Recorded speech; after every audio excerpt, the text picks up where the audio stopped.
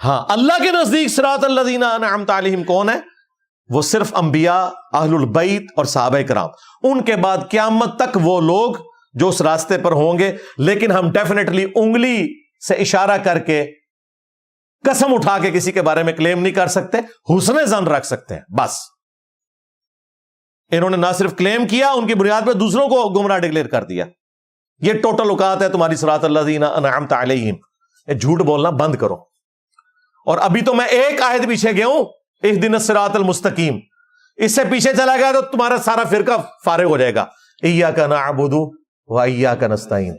اے بابوں کے پجاریوں، قبروں سے مانگنے والوں، توسل اور وسیلہ کے عقیدے کو غلط طریقے سے پریزنٹ کر کے استانت بنانے والوں.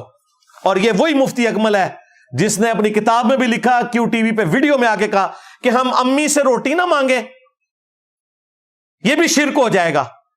یہ بابوں سے، مرے ہوئے بزرگوں کو پکارنے کی دلیل پیش کر رہا ہے کہ جی امی سے بھی روٹی مانگتے ہیں.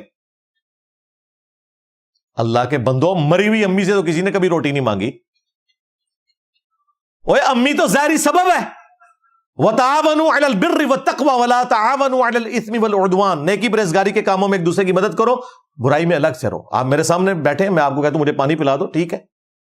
لیکن اگر آپ بغداد میں، وہاں بھی قبر کے اندر ہے، اور میں کہوں کہ غوث پاک 2 بوتلیں نیسلے دیے بھیج دو،